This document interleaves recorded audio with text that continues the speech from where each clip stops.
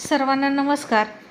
बलात्कारानंतरचे प्रेम वेदांजली या कथेचा पहिला एपिसोड आज तुमच्यापुढे सादर करत आहे. आणि पहिला एपिसोड ऐकल्यानंतर तुम्हाला कथा कशी वाटली हे मला नक्की कमेंट्स करून सांगा, कारण तुमच्या जास्तीत जास्त कमेंट्स आल्या तरच कथा पुढे चालवायची की नाही हे मी ठरवेन. वेदा, प्लीज माझं ऐकून घे. मला थोडा वेळ दे. मी माझ्या घरच्यांना कन्व्हिन्स करतो. ते आपल्या लग्नाला नक्की तयार होतील. आणि वेदा म्हणाली, नाही वेद, हा तुझा गैरसमज आहे. तुझ्या घरचे कधीच आपल्या लग्नाला तयार होणार नाहीत. त्यामुळे मला माझा मार्ग निवडावा लागेल आणि तू तुझ्या घरच्यांच्या विरोधात जाऊन माझ्याशी लग्न करायला तयार नाहीस. वेद रडत म्हणाला, वेदा, मी माझ्या घरच्यांवर खूप प्रेम करतो. वेदा म्हणाली, आणि माझ्यावर करत होतास ते काय होतं? वेद, 3 वर्ष आपण रिलेशनशिपमध्ये आहोत, पण मला आता वाटतं की ही रिलेशनशिप इथेच थांबलेली बरी. तुझ्यासोबत मला माझं काहीच भविष्य दिसत नाही. वेद, सोड माझा हात, जाऊ दे मला. मी इथं तुला शेवटचं भेटायला आले आहे. आपलं ब्रेकअप झालं आहे हे सांगायला आले होते. गुड बाय वेद, मला विसरून जा. वेद म्हणाला, नाही वेदा, मी तुला विसरू शकत नाही. I really love you. मी तुझ्याशिवाय जगू शकणार नाही. मी मरून जाईन वेदा. तू मला फक्त आणखीन काही दिवस दे प्लीज. वेदा त्यानं पकडलेला हात झिडकारत म्हणाली, आणखीन किती दिवस तुला वेळ देऊ मी वेद? गेले 1.5 वर्ष झालं मी तुझ्याकडून हेच ऐकते की मला वेळ हवा आहे आणि मी तुला खूप वेळ दिलेला आहे असं मला वाटतं. पण आता यापुढे मी तुझी वाट बघू शकत नाही. वेद रडकुंडीला येऊन म्हणाला, वेदा, पण तू माझ्यावर प्रेम करतेस ना, मग तू असं कसं इतरांसोबत लग्न करू शकतेस? तुझं माझ्यावर प्रेम आहे ना, मग तू माझी वाट का नाही बघत? वेदा, माझं तुझ्यावर खूप प्रेम आहे आणि मी तुझ्याशिवाय इतर कोणाशीच लग्न करणार नाही. माझ्या घरच्यांनी परवानगी दिली नाही तरी मी तुझ्यासाठी वाट पाहेन. वेदा म्हणाली, काय करू तुझी वाट पाहून? तुझी वाट पाहून मी तुझ्यासाठी झुरायचं आणि तुझ्या घरच्यांनी तुझं लग्न मात्र माझ्या डोळ्यासमोर इतर कोणाशी करून द्यायचं, असंच होणार आहे ना शेवटी? वेद, तू सोड मला जाऊ दे, कारण मला माहीत आहे तू तुझ्या घरच्यांच्या विरोधात जाऊन मला कधीच स्वीकारणार नाहीस. वेद, तुझ्या घरचे मला पसंत करत नाहीत, कारण तुझ्या घरच्याच्या तोलामोलाचं माझं घराणं नाही. तू म्हणजे या देशातला, शहरातला, प्रतिष्ठित घरातला मुलगा आहेस आणि मी अशी मुलगी आहे जिला तिच्या वडिलांचं नावही माहीत नाही. वेद म्हणाला, वेदा, पण मी असं तुला कधी म्हणालो आहे का? वेदा म्हणाली, हो, तू असं म्हणाला नाहीस, पण तुझ्या घरच्यांच्या नजरा आम्हाला सतत हे जाणून देतात की मी एक नाजायज औलाद आहे आणि तू एका प्रतिष्ठित घराण्यातला मुलगा. तुझं आणि माझं लग्न झालं तर तुझ्या घराण्याला कलंक लागेल असंच वाटतं ना तुझ्या घरातल्यांना? असं एका 5 स्टार हॉटेलच्या एका रूममध्ये वेद आणि वेदा यांचं संभाषण सुरू होतं. वेद तिला खूप समजावत होता, पण वेदा तिच्या लग्नाच्या निर्णयावर ठाम होती. तिनं तिचं लग्न ठरवलं होतं आणि लग्न फक्त 2 दिवसांवर आलं होतं आणि वेद तिला अजूनही लग्न करू नकोस असं कन्व्हिन्स करत होता. शहरातल्या एका प्रतिष्ठित घराण्यातल्यापैकी जहागीरदार हे त्यांचं एक घराणं होतं. उंच, रुबाबदार, हँडसम वेद आणि त्याच्या प्रेमात वेदा पडली होती. दोघेही कॉलेजच्या 3ऱ्या वर्षाला होते तेव्हा एकमेकांच्या प्रेमात पडले. ओळखीचं रूपांतर हळूहळू मैत्रीत झालं आणि मैत्रीचं रूपांतर प्रेमात झालं. आणि कॉलेज संपल्यानंतर वेदने घरचा बिझनेस जॉईन केला, कारण त्याच्याही डोक्यावर वडिलांचं छत्र नव्हतं.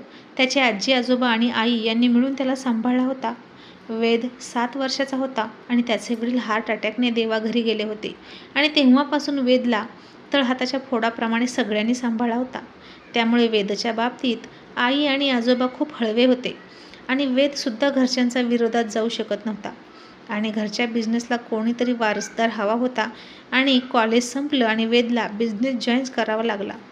कॉलेजनंतरही दोघेजण भेटत राहिले आणि मागच्या 3 वर्षापासून ते रिलेशनशिपमध्ये होते. तर वेदा ही एक मिडल क्लास मुलगी होती, जिची आई होती पण तिच्या वडिलांचा अजिबात पत्ता नव्हता आणि तिची आईसुद्धा नातेवाईक फ्रेंड सर्कलमध्ये बदनाम होती. तिचे अनेक प्रियकर होते आणि त्यापैकी कोणीतरी एकाकडून तिला वेदा झाली आणि तिला जन्म द्यावा लागला.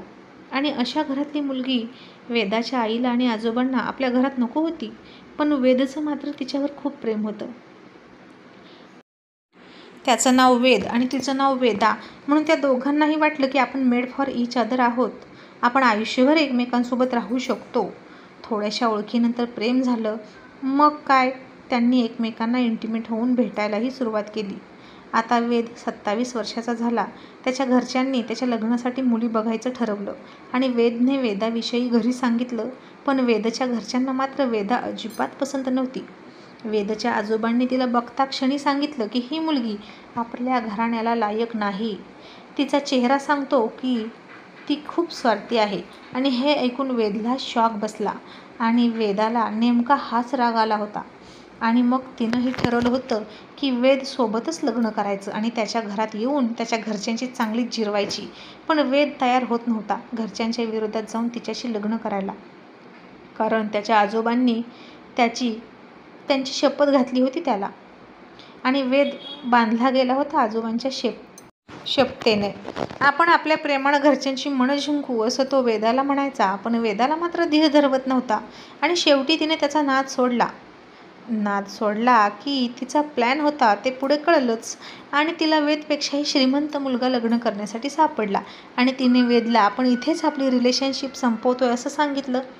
वेदला मात्र खरंच ती त्याच्यावर प्रेम करते असं वाटत होतं. तिच्यासोबत एकरूप झालेले, दोघे मनसोक्त हातात हात घालून फिरलेले सगळे क्षण त्याला आठवत होते. आणि ती लग्न करून कायमची दुसऱ्या कोणाची तरी होणार म्हणून वेद खूप दुःखी होता. त्या दुःखातून तो हरवून गेला होता आणि 3 दिवसांपासून तो सतत ड्रिंक करत होता. नेमके त्याच्या घरचे सगळे तीर्थयात्रेला गेले होते आणि घरामध्ये तो एकटाच होता. त्याच्या दुःखाला, त्याच्या रागाला, त्याच्या वेदनेला आवर घालणारं, फुंकर घालणारं कोणीच नव्हतं. आणि तो बेभान झाला होता. अंजली, उंच, गोरी गोमटी, काळ्या डोळ्यांची. तिच्या डोळ्यात जो बघतो तो हरवून गेल्याशिवाय राहत नाही. एका मध्यमवर्गीय मोहिते कुटुंबातील अंजली. वडील बँकेत कामाला होते. खाऊन पिऊन सुखी कुटुंब होतं ते. पण तिचे वडील फार हट्टी, एककली आणि पुरुषी अहंकार बाळगणारे होते. अंजलीचं सुद्धा मयूर नावाच्या मुलावर प्रेम होतं. घरच्यांनी तिच्यासाठी सुद्धा स्थळं बघायला सुरुवात केली. आणि अंजली तिच्या घरच्यांना घाबरत घाबरत म्हणाली, बाबा प्लीज, माझं दुसरं कुठेच लग्न जमवू नका. माझं मयूरवर खूप प्रेम आहे. मला त्याच्याशीच लग्न करायचं आहे. पण तिच्या बाबांनी तिचं काहीच ऐकलं नाही. त्यांनी तिच्यासाठी भराभर घाईघाईत स्थळं बघायला सुरुवात केली. आणि त्याचवेळी तिचं लग्न एका मल्टीनॅशनल कंपनीत इंजिनियर असलेल्या कुमारसोबत जुळवलं. अंजलीसुद्धा दिसायला अगदी एकदम नक्षत्रासारखी होती. नाकी डोळी नीटच होती. BCom झालेली होती. मयूरचं सुद्धा तिच्यावर खूप प्रेम होतं आणि त्याला अजून जॉब नव्हता आणि घरची परिस्थिती बेताची. म्हणून अंजलीच्या आई-वडिलांना तो पसंत नव्हता. विशेषतः तिच्या आईला. कारण तिच्या आईची स्वप्न खूप मोठी होती. तिचं सुद्धा नाईलाजाने इथं लग्न झालं. तिला खूप श्रीमंत घरी सासर मिळावं असं तिला वाटायचं. अख्खं आयुष्य तिला तोलून मापून संसार करावा लागला याची खंत होती. तेच आयुष्य अंजलीच्या वाट्याला येऊ नये असं तिच्या आईला वाटायचं. आणि मयूर त्यांच्या अपेक्षेत कुठंच बसत नव्हता. कुमारला मात्र 2 लाख रुपये महिना पगार, मोठा फ्लॅट, मोठी गाडी, गावाकडे जमीन जुमला, ऐश आरामात अंजली जगणार होती. आणि म्हणून मयूरच्या तोलामोलात कुमारचं स्थळ खूप चांगलं होतं असं त्यांना वाटलं. कुमारने अंजलीला पाहिलं आणि तो हरवून गेला तिच्या डोळ्यात. तिची गोरी गोमटी, रेशमी केस आणि कमालीचे बोलके डोळे, कमनीय बांधा असलेली फिगर बघितली आणि त्याने तिथेच त्याचा होकार दिला. मग लग्न जमलं, साखरपुडा झाला आणि लगेच 8 दिवसाच्या आत मुहूर्तसुद्धा काढला. कुमार लग्नाची घाई करत होता. कारण लग्न झालं की तो लगेच अंजलीला घेऊन US ला सेटल होणार आहे असं त्यानं सांगितलं. त्यामुळे भारावून गेलेल्या तिच्या आई-वडिलांनी त्याची जास्त चौकशी न करता त्याच्यावर इम्प्रेस झाले आणि लग्न ठरवूनच टाकलं. आणि इकडे अंजली मयूरला फोन करून रडत होती. त्याच्याशी बोलत होती. आणि एके रात्री अंजलीच्या आईनं तिच्या बेडरूमच्या बाहेर उभं राहून ते सगळं ऐकलं. अंजली मयूरला म्हणत होती, मयूर तू मला घेऊन पळून जा. मी नाही इथे राहणार. आपण लग्न करू. मग कोणीच काही करू शकणार नाही. आणि त्याचवेळी अंजलीच्या आई-बाबांनी हातात विषाची बाटली घेतली आणि तिला सांगितलं, जर तू पळून गेलीस तर आम्ही अख्खं खानदान उद्ध्वस्त करू. आम्ही औषध पिऊ आणि तुझ्या धाकट्या बहीण भावांना सुद्धा औषध पाजून जीव मारू. आणि तू तुझ्या एकटीच्या सुखाच्या शोधात फिरत आहेस त्यामुळे अख्खं कुटुंब उद्ध्वस्त होईल लक्षात ठेव. तुझी लहान बहीण भावंड आहेत ज्यांनी अजून हे जग पाहिलं सुद्धा नाही. आता तूच विचार कर की काय करायचं. आणि अंजलीवर दबाव आला आणि ती गप्प बसून रडत होती. तिला हे लग्न करण्यावाचून पर्याय नव्हता. आज तिचंही लग्न होतं. दागदागिने, उंची कपडे, सँडल्स, सगळ्यात महागड्या मिठाया यांनी भरलेली शेगुणाची ताटं कुमारच्या घरनं भरभरून अंजलीच्या घरी जात होती आणि ते बघून तिच्या आईला तर फारच आनंद होत होता. पण या सगळ्यात अंजली खुश नव्हती. आईवडिलांच्या आग्रहाखातर आणि दबावात येऊन मात्र ती चेहऱ्यावर उगीच हसू आणत होती. ती या लग्नानं खुश आहे की नाही याचा कुमारवर काही फरक पडत नव्हता. त्याला फक्त तिच्याशी लग्न करायचं होतं आणि लग्न झालं की अंजली सुखी राहून आपोआप मयूरला विसरेल आणि ती आनंदी होईल असं तिच्या आईवडिलांना वाटत होतं. आता दोघेही होमापुढे बसले होते. लग्नाच्या विधी सुरू होत्या आणि त्याला अचानक एक फोन आला आणि तो फोन पाहून कुमार अंजलीच्या शेजारून गडबडीत उठला आणि एका रूममध्ये गेला. तिथे जाऊन त्यानं फोन घेतला आणि समोरून एक व्यक्ती म्हणाला, हॅलो, झालं का लग्न? आणि कुमार म्हणाला, बॉस, लग्न आता 10 मिनिटात होईल. मग ती माझी कायद्यानं बायको होईल आणि मग मी तिला तुमच्याकडे तुम्ही सांगेल त्या हॉटेलवर आणून सोडेल. पण बॉस, माझं प्रमोशन नक्की ना? तुम्ही मला नक्की US ला पाठवणार ना? आणि समोरची व्यक्ती खूप विचित्र हसली आणि म्हणाली, कुमार, तुझं प्रमोशन नक्की असं समज.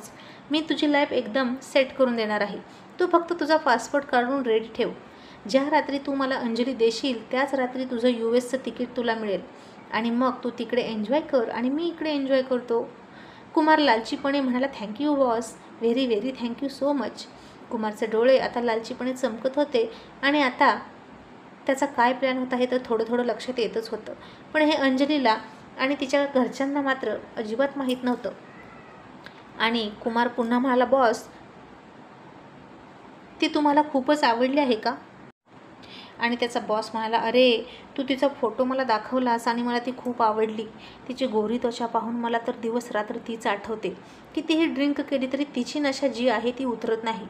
कुमार घाणेरडं हसत म्हणाला, बॉस, तिचा फक्त फोटो पाहून तुमचे हे हाल आहेत, मग प्रत्यक्ष तिला बघितल्यावर तुमचं काय होईल?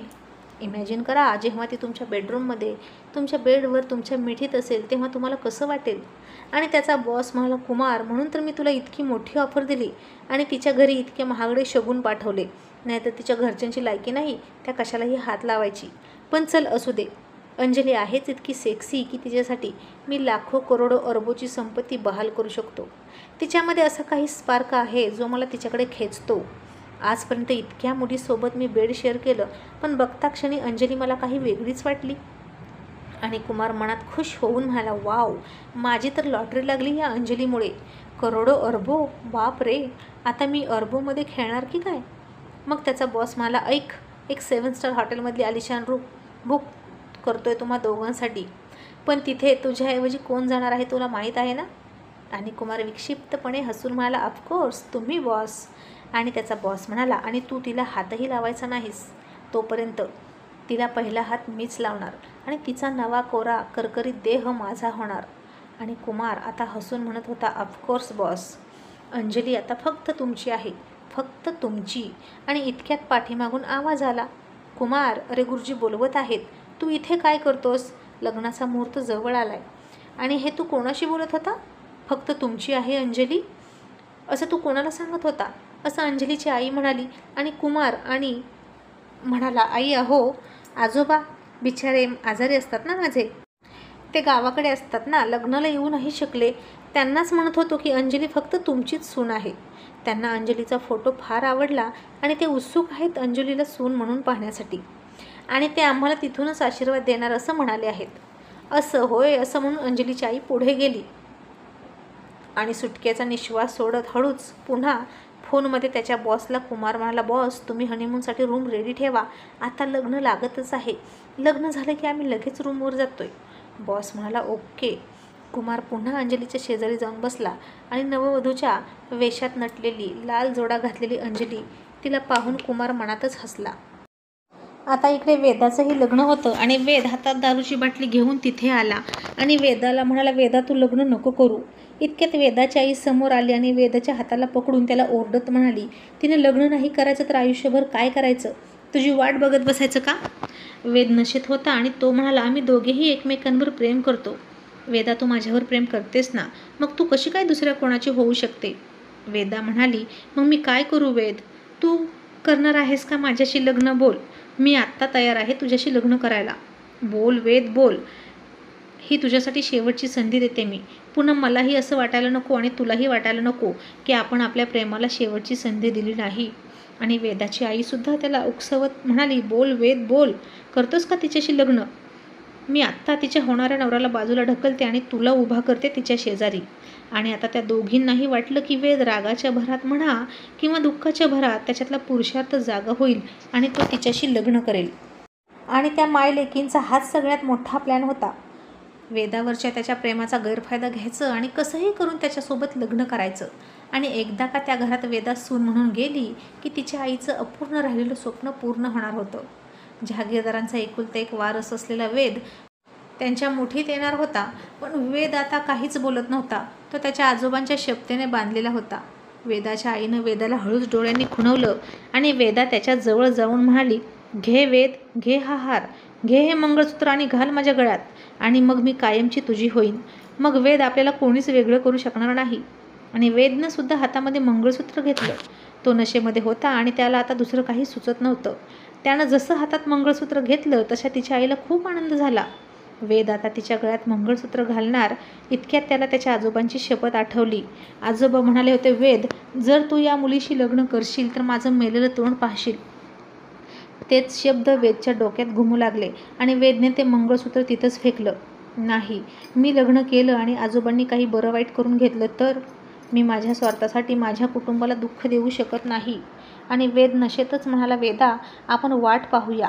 मी तुला प्रॉमिस करतो की मी फक्त आणि फक्त तुझ्याशीच लग्न करणार. मला आजोबांची शपथ बांधून ठेवते. त्यांच्या मर्जीविरोधात मी तुझ्याशी लग्न करणार नाही. पण मला तुझ्याशीच लग्न करायचं आहे आणि आपण घरच्यांचं मन वळवूया. आणि त्यानं जसं मंगळसूत्र फेकून दिलं तसा तिच्या आईला राग आला. हातात आलेली सगळी बाजी पलटली असं तिला वाटलं आणि तिने वेदला धक्के मारून हॉलमधून बाहेर काढला आणि म्हणाली, तुझी लायकी नाही वेदाशी लग्न करण्याची, चल निघ इथून. तुझ्यामध्ये हिंमत नाही, तू डरपोक आहेस. आता वेदाला कायमचा विसरून जा. असं म्हणून तिनं वेदला आता हॉलच्या बाहेर काढलं आणि वेद तसाच बाहेर आला. खूप रडायला लागला आणि आता वेदाचं लग्न झालं असं त्याला वाटलं. पण इकडे वेदला बाहेर काढलं आणि वेदा म्हणाली, मम्मी आता काय करायचं? आपला हा प्लॅनसुद्धा फेल गेला. आणि आता तिचा नवरदेव म्हणून जो तिच्या शेजारी उभा राहिला होता तो म्हणाला, माझं काम झालं का? मला माझ्या नाटकाचे पैसे द्या, मला दुसरीकडे शूटिंगला जायचं आहे. मग तिच्या आईनं त्याच्या अंगावर त्याची ठरलेली रक्कम फेकली. तिथेच लग्नासाठी जमलेल्या प्रत्येकाला तिने काही रक्कम दिली आणि तिथून जायला सांगितलं. म्हणजे हे सगळे भाड्यानं आणलेले नाटककार होते. आणि वेदा म्हणाली, मम्मी, इतकं सगळं नाटक केलं लग्नाचं, हा हॉल, हे डेकोरेशन, पण वेदला तर काहीच वाटलं नाही. त्याच्यावर जराही फरक पडला नाही. आता काय करायचं? तिची मम्मी म्हणाली, वेदा, आता आपण प्लॅन बी खेळायचा. वेदा काहीच न कळून म्हणाली, प्लॅन बी म्हणजे? मग वेदाची आई म्हणाली, हे सगळं डेकोरेशन, लग्नाचा खर्च वाया गेला असं समजू नको, कारण आपल्याला खूप मोठी 2000 करोड रुपयांची प्रॉपर्टी मिळणार आहे वेदकडून. त्यामुळे इतका खर्च केला तर काही बिघडत नाही. पण त्या म्हाताऱ्याने वेदला चांगलाच त्याची शपथ घालून जखडून ठेवला आहे. माझ्या वेळीसुद्धा त्यानं असंच केलं होतं. एकदा कधी तो मरतोय असं वाटतंय मला. मग वेदा म्हणाली, पण मम्मी, आतापर्यंत तर तू सांगितलं तसं मी केलं. आता इथून पुढे काय करायचं? वेदला तर असंच वाटणार की माझं लग्न झालं आणि तो माझा नाद सोडून देईल. तिची आई म्हणाली, नाही वेदा, आता तू त्याला म्हणायचं की तुझं लग्न झालं नाही. वेदा म्हणाली, पण मम्मी, तो म्हणेल की हे लग्न मी स्वतःहून ठरवलं आणि का केलं नाही तर काय सांगू? तिची मम्मी हसून म्हणाली, वेदा, तू त्याला म्हणायचं की वेद, तू लग्नात आलास, दारू पिऊन तमाशा केला आणि माझ्या होणाऱ्या नवरदेवाला त्याच्या घरच्यांना समजलं की माझं तुझ्यावर प्रेम होतं आणि आपण दोघं 3 वर्षीय रिलेशनशिपमध्ये होतो. त्यामुळे माझं त्यांनी लग्न तिथंच मोडलं आणि माझा होणारा नवरदेव मला भर मांडवात अपमानित करून निघून गेला आणि माझं लग्न झालं नाही. वेद, आता कुठलाच मुलगा माझ्याशी लग्न करणार नाही. मी काय करू? वेद, तुझ्यामुळे माझं लग्न मोडलं. आता कुठेच माझं लग्न होणार नाही. तू एक वेळ माझ्याशी लग्न कर किंवा आत्महत्या केल्याशिवाय माझ्याकडे पर्याय नाही. असं म्हणून तिची मम्मी हसली. वेदासुद्धा हसायला लागली आणि म्हणाली, mummy, you are simply great. तिची मम्मी म्हणाली, पण थोडे दिवस त्याच्यापासून लांब राहा. तो तुला काही इतक्या लवकर विसरणार नाही आणि तो दुसऱ्या मुलीजवळसुद्धा जाणार नाही. काही दिवसांनी नंतर त्याला भेट आणि पुन्हा लग्नासाठी फोर्स कर. आता वेद पुन्हा बारमध्ये गेला. खूप ड्रिंक केली त्यानं. तिथं असणाऱ्या प्रत्येक वर्करला तो शिव्या घालत होता. कॉलर पकडून त्यांना म्हणत होता, तिचं लग्न झालं, ती माझ्यासाठी नाही थांबली. आता वेद जहागीरदार याला कोण नाही ओळखत. शहरातली एक नामांकित व्यक्ती, एक सक्सेसफुल बिझनेसमन. बार बंद करायची वेळ आली होती, पण तरीसुद्धा वेदने तमाशा घातला होता. आणि बारचे मालक शांत उभे होते. इकडे अंजलीचं आणि कुमारचं लग्न झालं. एका 7 स्टार हॉटेलमध्ये एका फुलांनी सजवलेल्या रूममध्ये अंजली कुमारची वाट बघत बसली होती. कुमारला अमेरिकेला जायची घाई होती, त्यामुळे त्याने लगेच हनीमूनसुद्धा अरेंज केला होता. आणि कुमार मात्र शेजारच्याच रूममध्ये बसून त्याच्या गर्लफ्रेंडसोबत दारू पित होता. त्याच्या बॉसने त्याच्यापुढे अमेरिकेचं तिकीट आणि पैशाचे काही बंडल फेकले आणि कुमार ते सगळं घेऊन तिथून निघून गेला. अंजली तिच्या नवरदेवाची वाट पाहत होती. तिच्या मनाची धाकधूक सुरू होती. तिला सतत मयूर आठवत होता, पण आता कुमारच तिचं नशीब आहे हे तिनं तिच्या मनाशी ठरवलं होतं. आणि अचानक दरवाजाची कडी वाजली. तशी ती सावरून बसली आणि तिनं तिच्या घोंगटमधून ओझरतं पाहिलं तर तिच्यासमोर अचानक तिला 4 पाय दिसले. आणि तिने घोंगट काढून पाहिलं तर तिच्यासमोर मध्यम वयाचे 40शीतले 2 पुरुष उभा होते. पण यामध्ये कुमार कुठेच नव्हता. अंजली फार घाबरली. तुम्ही कोण आहात? कुमार कुठे आहे? असं ती त्यांना म्हणाली. आणि ते विचित्र हसत म्हणाले, कुमार तर उडून गेला अमेरिकेला आणि आम्हीच आता तुझे पती आहोत असं समजून आमची सेवा करायची, असं म्हणून ते तिच्या दिशेनं आले. आणि आपल्याला फसवलं गेलं आहे याची जाणीव अंजलीला झाली. पण आता ती एकटी होती आणि ते दोघे, आणि त्या दोघांनीही तिच्यावर झडप घेतली आणि तिला मिठीत पकडली. अंजली आता खूप ओरडत होती, रडत होती. प्लीज मला सोडा, प्लीज असं म्हणत होती. पण तिचा आवाज त्या 4 भिंतीच्या आतच गायब झाला. आता पुढे काय होणार अंजलीसोबत? कशी होईल अंजली आणि वेदची भेट? ऐकण्यासाठी उत्सुक असाल तर मला कमेंट्स करून नक्की सांगा. आणि कथेचा पहिला भाग कसा वाटला ते सुद्धा सांगा. धन्यवाद.